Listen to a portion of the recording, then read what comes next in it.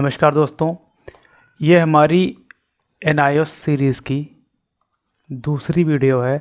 पहली वीडियो में हमने भारतीय प्राचीन शिक्षा के बारे में बात की थी। ठीक है, भारतीय प्राचीन शिक्षा के बारे में हमने पहली वीडियो में बात की थी और इस वीडियो में हम बात करने वाले हैं कि 1600 ईस्वी से जो कंपनी के अधीन जो भारत में शिक्षा का प्रावधान रखा गया, हम उसके बारे में इस वीडियो में बात करने वाले हैं। ठीक है, तो अगर आपको वीडियो पसंद आती है तो आप चैनल को सब्सक्राइब भी कर लीजिएगा और वीडियो को लाइक भी करिएगा। और जो DSSB की हमारी वैकेंसी आने वाली है, तो DSSB में हमारी 100 नंबर की पेडागॉजी आती है, जिसमें हमारा एनआईओएस जो होता है ये बहुत ही महत्वपूर्ण होता है इसमें। ठीक है, एनआईओएस से हमारे सीधे प्रश्न आते हैं DSSB में। तो इस चीज़ का आपको ध्यान रखना कि एनआईओएस आपको कम से कम इसमें कर लेना है। ये आपके 100 नंबर में आप मान के चलो कि कम से कम आप 50% बहुत आराम से कर लोगे अगर आप एनआईओएस अच्छे से कर लेते हैं तो। ठीक है, तो चलिए हम इसको शुरू करते हैं कि हमारा 1600 ईस्वी से जो कंपनी के अधीन जो हमारे यहाँ शिक्षा का प्रावधान रखा गया था, अब हम उसके बारे में बात करते हैं। ठीक, तो जैसा हमने पिछली वाली वीडियो में बात की थी कि वैदिक काल की समाप्ति तथा मध्यकाल के दौरान, तो हमने पिछली वीडियो में वैदिक काल की बात की थी। तो फिर वैदिक काल की समाप्ति तथा मध्यकाल के दौरान मिशनरी तथा बहुत सारे धार्मिक समूह भारतीय जनता के लिए कुछ मूलभूत शिक्षा भारत में लाए। इसमें गिरजाघरों में अंग्रेजी के माध्यम से, देशी मंदिरों में संस्कृत के माध्यम से तथा मदरसों में फारसी तथा अरबी के माध्यम से यह शिक्षा दी जाने लगी, जिससे कुछ बच्चों की शैक्षिक आवश्यकताओं की पूर्ति समकालीन राजाओं और धनाढ्य व्यक्तियों के दान से पूरी होने लगी, जब तक कि ईस्ट इंडिया कंपनी की स्थापना नहीं हुई और ब्रिटिश संसद सम्मिलित नहीं हुई। तो यहाँ पे पूरी बात ये की जा रही है कि ईस्ट इंडिया कंपनी जब तक इस शिक्षा में शामिल नहीं हुई थी, मतलब ये हमारी बात हो रही है 1600 ईस्वी के आसपास की, तभी ईस्ट इंडिया कंपनी भारत आती है। और यहाँ पे बात ये की जा रही है कि जब तक ईस्ट इंडिया कंपनी इसमें शामिल नहीं हुई थी, तब तक हमारे यहाँ धार्मिक समूह भारतीय जनता के लिए कुछ मूलभूत शिक्षा का प्रावधान करते थे। ठीक है, और जब ईस्ट इंडिया कंपनी भी इसमें शामिल हुई तो इसमें जो ईसाई मिशनरी उनके साथ आए, इन्होंने गिरजाघरों में अंग्रेजी की शिक्षा का प्रावधान शुरू कर दिया। और उसके पहले हमारे यहाँ देशी मंदिरों में संस्कृत और मदरसों में फारसी तथा अरबी के माध्यम से शिक्षा दी जाती थी। ठीक है, और अगर हम बात करें फिर यहाँ पे आगे बात की गई है, तथा भारत में वर्तमान शिक्षा प्रणाली का आरंभ 19वीं शताब्दी से हुआ। ठीक, तो हम आगे बढ़ते हैं। फिर अगर हम आगे बात करें तो भारतीय इतिहास में शिक्षा की राज्य प्रणाली की स्थापना एक चार्टर अधिनियम के द्वारा औपचारिक रूप से की गई। तो अगर हम चार्टर अधिनियम की बात करें, ठीक है, और एक शिक्षा की राज्य प्रणाली, तो शिक्षा की राज्य प्रणाली का मतलब होता है जब कोई सरकार किसी शिक्षा का प्रावधान करती है, तो यहाँ हमें ये तात्पर्य उससे हो जाएगा कि शिक्षा की राज्य प्रणाली से तात्पर्य हमारा ये होगा कि जो कोई सरकार किसी शिक्षा की व्यवस्था करती है। और अगर हम चार्टर अधिनियम की बात करें तो चार्टर अधिनियम जो हमारी ब्रिटिश संसद थी, ठीक है, वो प्रत्येक 20 साल पे कुछ नियम कानून जारी करती थी कंपनी को, तो उसी को चार्टर अधिनियम कहते थे, उसको आज्ञा पत्र कहते थे। ठीक है, तो ईस्ट इंडिया कंपनी के चार्टर घोषणा पत्र का नवीनीकरण ब्रिटिश संसद के द्वारा प्रत्येक 20 वर्ष के पश्चात होता था। जब सन 1813 में नवीनीकरण के लिए चार्टर लाया गया, ब्रिटिश संसद ने ईस्ट इंडिया कंपनी को यह आदेश दिया कि वह प्रत्येक वर्ष साहित्य के पुनर्जीवन, भारत के देशी विद्वानों के प्रोत्साहन तथा ब्रिटिश क्षेत्रों के वासियों में विज्ञान के ज्ञान के संस्थापन तथा उन्नयन के लिए अलग से 1 लाख रुपए की धनराशि का प्रावधान करे या निर्धारित करें। इस प्रकार यह प्रथम बार हुआ कि महारानी बर्तानिया के द्वारा शिक्षा के लिए सरकारी रूप से वित्तीय व्यवस्था की गई और देसी नागरिकों के शिक्षा के लिए ईस्ट इंडिया कंपनी को दायित्व सौंपा गया।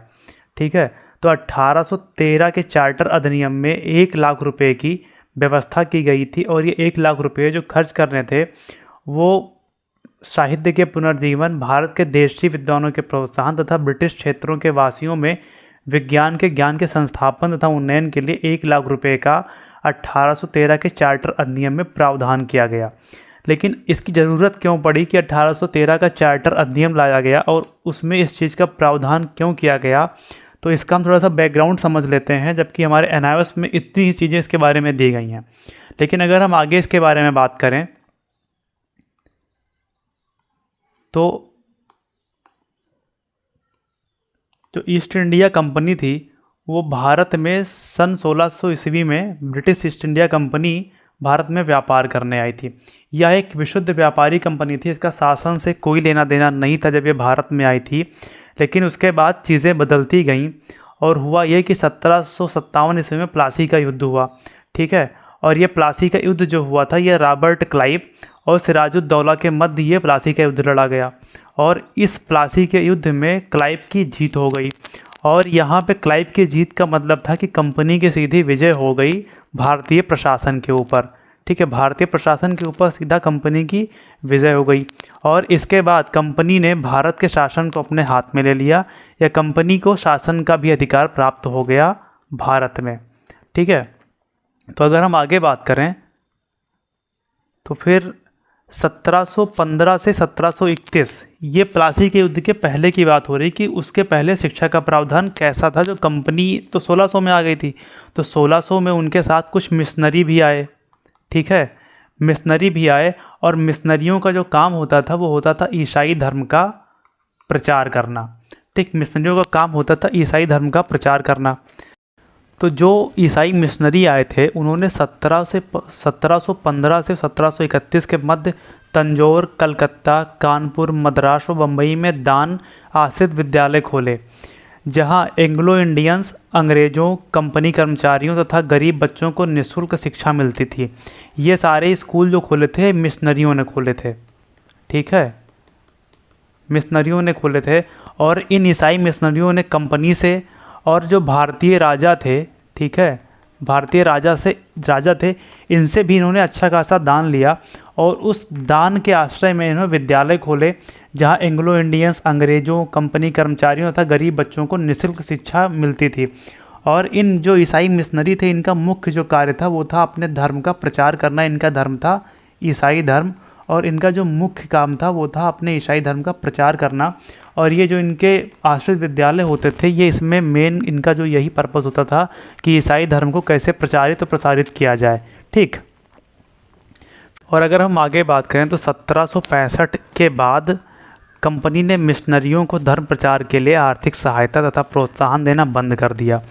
और ये जो इसका मेन रीज़न था कि 1765 के बाद कंपनी ने मिशनरियों को आर्थिक सहायता देना क्यों बंद कर दिया, उसका मेन रीज़न ये था कि 1757 में जो प्लासी का युद्ध हुआ था उसके बाद कंपनी के पास सीधा शासन की व्यवस्था आ गई और शासन सीधा ये संभालने लगे।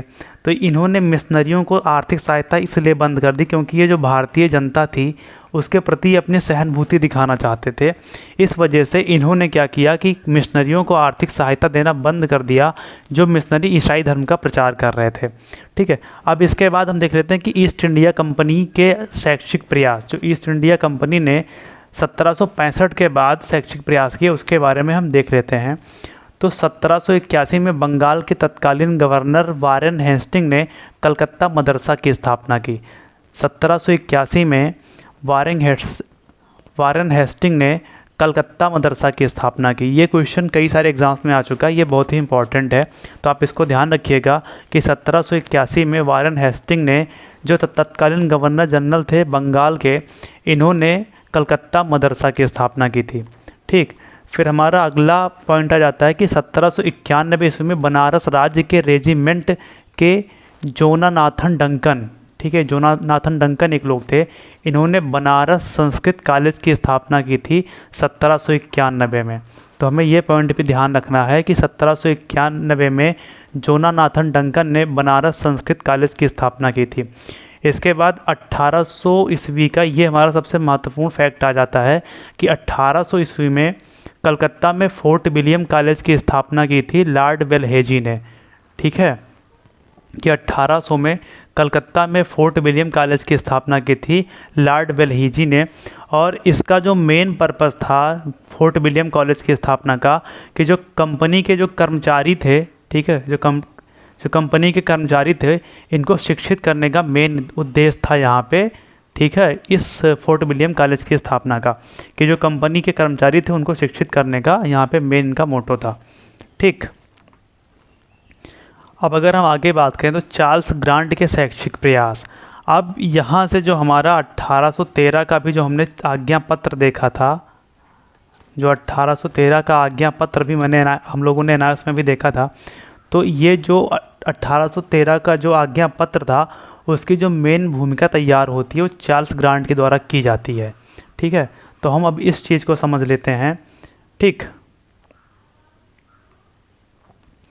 तो ये जो चार्ल्स ग्रांट था ये कंपनी का एक कर्मचारी था। ठीक है, और ये भारत में कई साल यहाँ पे रहा और यहाँ से अवकाश प्राप्त करके या इंग्लैंड गया और इंग्लैंड की जो हाउस ऑफ कॉमन्स थी,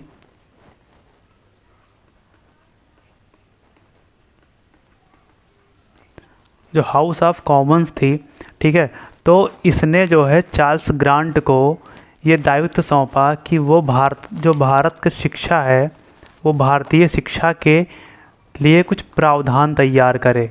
ठीक है, कुछ प्रावधान तैयार करे। ठीक है, चार्ल्स ग्रांट, ये हाउस ऑफ कॉमन्स ने इसे ये कार्य सौंपा। तो फिर इसने क्या किया कि भारत में शिक्षा व ज्ञान प्रसार के लिए 5 सूत्रीय योजना तैयार की। चार्ल्स ग्रांट ने भारत में शिक्षा व ज्ञान प्रसार के लिए 5 सूत्रीय एक योजना तैयार की। तो हम इस 5 सूत्रीय योजना को पहले देख लेते हैं। तो अगर हम इसकी बात करें तो इसमें पहला था कि भारत में विद्यालयों की स्थापना की जाए, अंग्रेजी माध्यम से शिक्षा प्रदान की जाए, अंग्रेजी साहित्य की शिक्षा देना, ईसाई धर्म का प्रचार करना, पाश्चात्य ज्ञान व विज्ञान का प्रचार करना।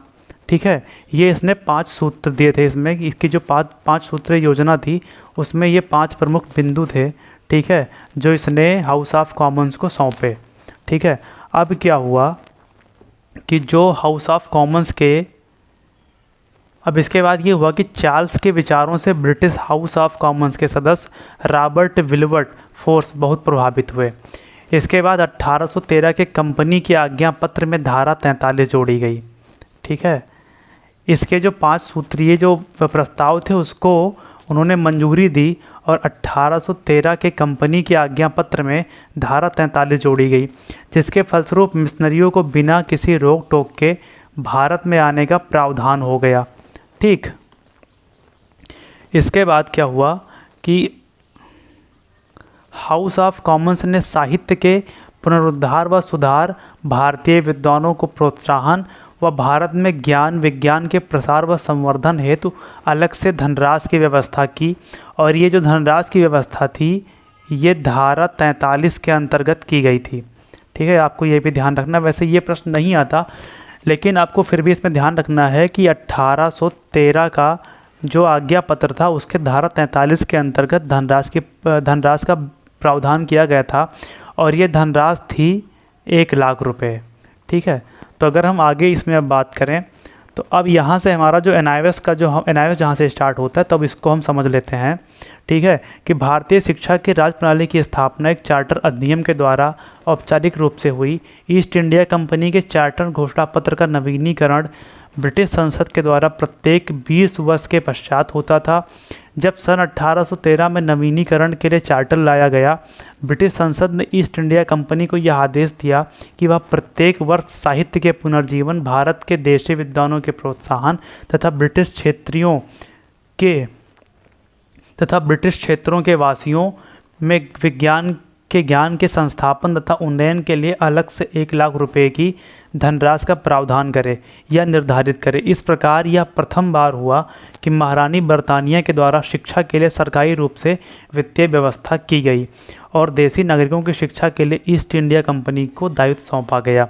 ठीक है, अब यहाँ पे जो 1813 में धारा 43 थी इसके अंतर्गत 1 लाख रुपए का प्रावधान किया गया। ठीक, और यहाँ पे इन्होंने कुछ स्पष्ट रूप से इसका प्रावधान नहीं किया कि इसका पैसा हमें कहाँ खर्च करना है, क्या करना है। ठीक है, हमने देखा कि 1813 का चार्टर लाया गया और उस चार्टर में एक धारा जोड़ी गई, धारा 43। ठीक है, और इस धारा 43 में 1 लाख रुपए का प्रावधान किया गया शिक्षा के ऊपर। ठीक, लेकिन जो ये प्रावधान था 1 लाख रुपए का, इसको स्पष्ट नहीं किया गया कि इसको खर्च कहाँ करना है इस पैसे को।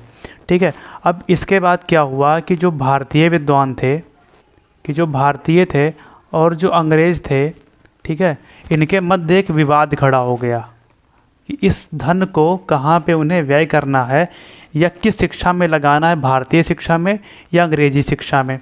तो फिर इस विवाद को, ये जो विवाद हुआ, इस विवाद को नाम दिया गया प्राच्य पाश्चात्य विवाद। इस विवाद को नाम दिया गया प्राच्य पाश्चात्य विवाद।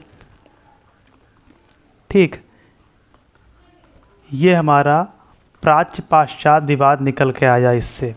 ठीक है, और इसी प्राच्य पाश्चात्य विवाद को सुलझाने के लिए 1834 में मैकाले को भारत भेजा गया। ठीक है, क्योंकि अभी आपने देखा था कि हर 20 वर्ष पे, ठीक है, चार्टर आता था, या 20 वर्ष पे जो पुराना चार्टर होता था उसकी समीक्षा की जाती थी। तो 1813 के बाद फिर 1833 में नया चार्टर आना था, और वो चार्टर आया भी। और उस चार्टर में क्या किया गया था कि ये जो 1 लाख रुपया था इसको बढ़ा के 10 लाख रुपया कर दिया गया था, इस धनराशि के प्रावधान को। और विवाद यहाँ पहले से चल रहा था कि तब 1 लाख रुपये पे विवाद था कि वो 1 लाख रुपये खर्च कहाँ करने हैं, अब तो 10 लाख रुपये हो गए थे। तो इसी विवाद को सुलझाने के लिए फिर 1834 में मैकाले जो है भारत आता है, और फिर यहाँ से शुरुआत होती है जो हमारी आधुनिक शिक्षा होती है उसकी शुरुआत होती है, कि आधुनिक शिक्षा की शुरुआत जो मैकाले करता है उसकी शुरुआत होती है। लेकिन अब इसके बारे में अगली वीडियो में बात करेंगे, क्योंकि अगली वीडियो हमारा जो मैकाले होगा उसके बारे में, उसका जो मैकाले मिंट्स होगा उसके बारे में पूरा अच्छे से डिटेल से उसके बारे में बात करेंगे। तो दोस्तों उम्मीद करता हूँ वीडियो आपको पसंद आई होगी, और अगर आपको ये वीडियो यूज़फुल लगती है, और ख़ासकर ये DSSB जो हमारा होने वाला है उसके लिए बहुत इंपॉर्टेंट सीरीज़ होने वाली है NIOS की। तो अगर आप DSSB वाला एग्ज़ाम देने वाले हैं तो आप इन वीडियोज़ को ज़रूर देख लीजिएगा और चैनल को सब्सक्राइब भी कर दीजिएगा। ठीक है, तो नमस्कार दोस्तों, धन्यवाद।